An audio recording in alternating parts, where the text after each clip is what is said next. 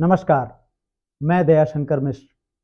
कुंभ में मौनी अमावस्या पर हुए हादसे के बारे में अब तक प्रशासन, सरकार अपनी गलती स्वीकार नहीं कर पाए हैं।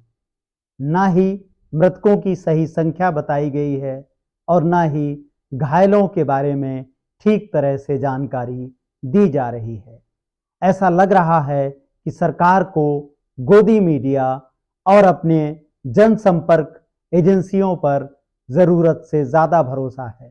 उनको लग रहा है कि किसी भी तरह से इस मामले को दबा छुपा दिया जाएगा।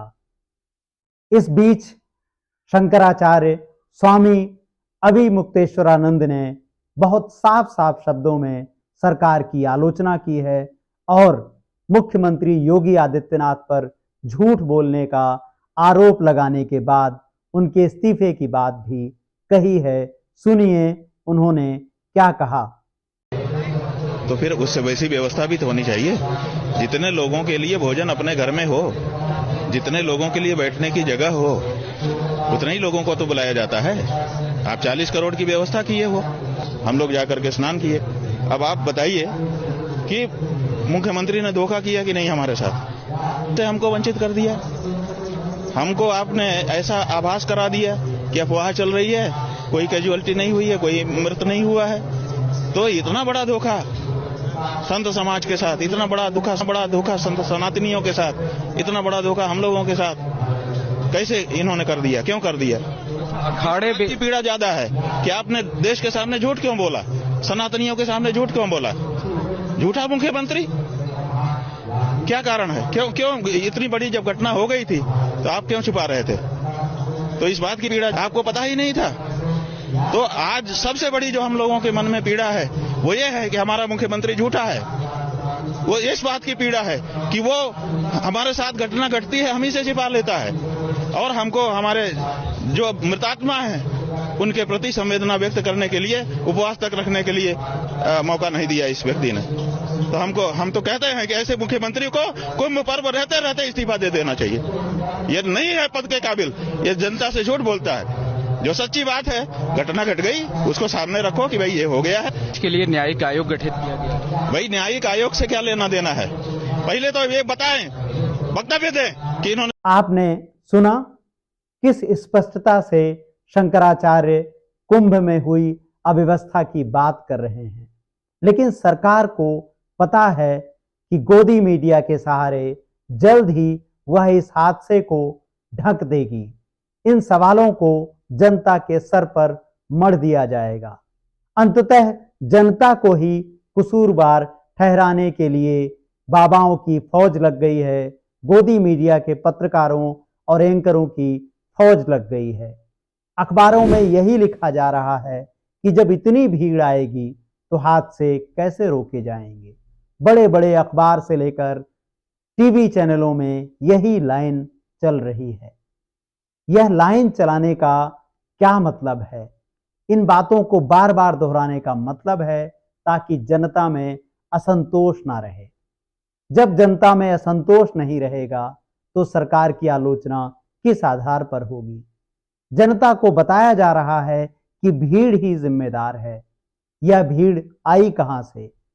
किसने यह भीड़ बुलाई थी? आपको याद है, अखबारों, टेलीविजन चैनलों से लेकर सरकार के समर्थन वाले यूट्यूब चैनलों पर सब जगह पर कुंभ के निमंत्रण बांटे गए थे।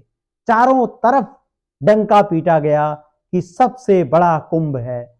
जैसे इसके पहले ना तो कुंभ का आयोजन किया गया और ना ही इसके पहले कभी कुंभ का मेला लगा था। चारों तरफ से लोगों को इस बात के लिए प्रेरित किया गया।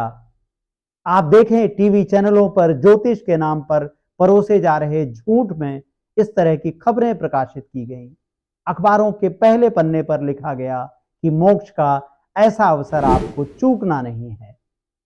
सब तरफ से जनता को प्रेरित किया गया कि वह कुंभ में पहुंचे और जब आपके पास व्यवस्था नहीं थी तो आपने इतने लोगों को क्यों आने दिया? क्या लोगों के आने के पहले उनको शहर के बाहर नहीं रोका जा सकता था? स्टेशन के पहले नहीं रोका जा सकता था?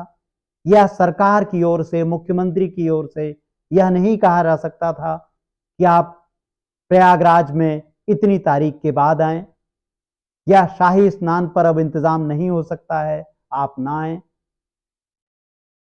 किस तरह से सरकार आपकी आंखों में धूल झोंकने के लिए हिंदुओं की सरकार का दावा करती है? आपसे बार बार बताया जाता है हिंदू खतरे में हैं। आपने देखा कुंभ में जो मारे गए वह हिंदू ही तो थे, जो सरकार थी वह हिंदू थी, चारों तरफ सब कुछ हिंदुओं का। फिर कैसे यह हादसा हुआ? जब सरकार इन हादसों का सामने आकर बचाव नहीं करती तो धीरेन्द्र शास्त्री जैसे कथित बाबाओं को सामने कर दिया जाता है। आपने धीरेन्द्र शास्त्री को सुना?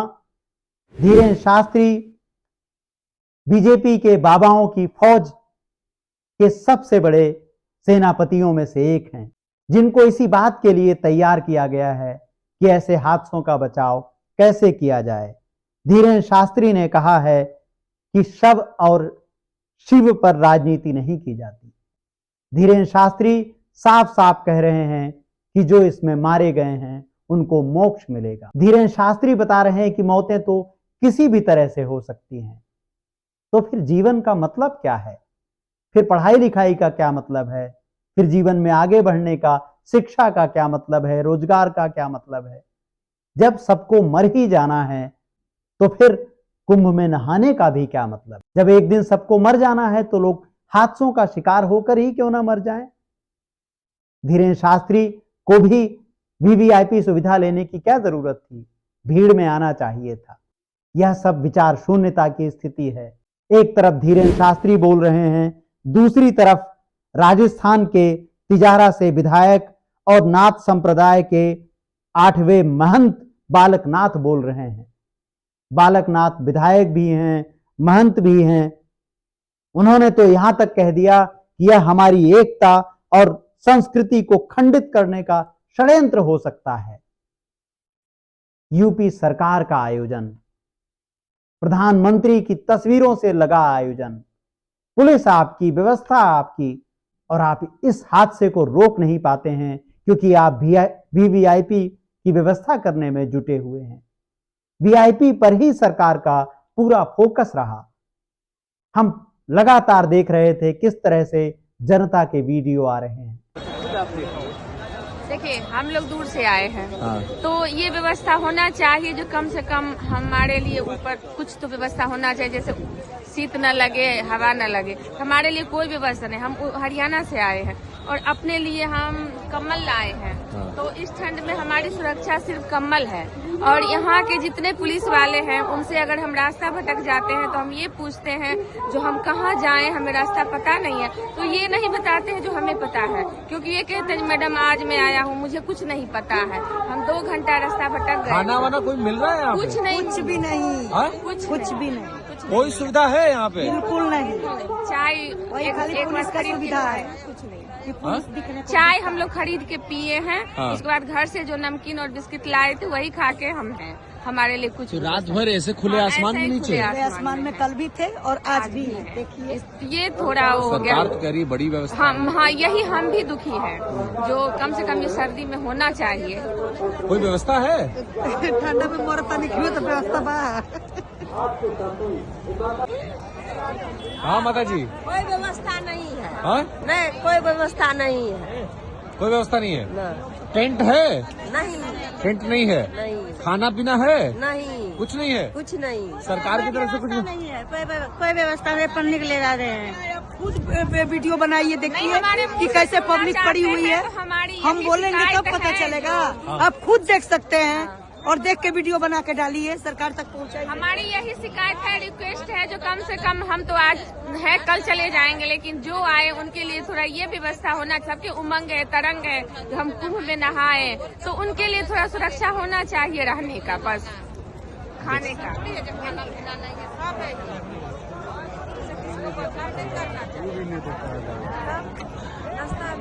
किस तरह से सोशल मीडिया पर लोग अपील कर रहे हैं कि हमारे लिए कोई इंतजाम नहीं है, सारे इंतजाम केवल टेंट सिटी के लिए हैं, सारे इंतजाम फिल्म अभिनेताओं के लिए, अभिनेत्रियों के लिए, मंत्रियों के लिए, विधायकों के लिए, सारी की सारी व्यवस्था उनके लिए है जो जनता के नाम पर चुन कर आए थे, या जिनको आप कहते हैं कि वह जनता के सेवक हैं। सारी व्यवस्था आपने उनके लिए झोंक दी। जब भीड़ बढ़ रही थी तो आपका प्रबंधन क्या कर रहा था?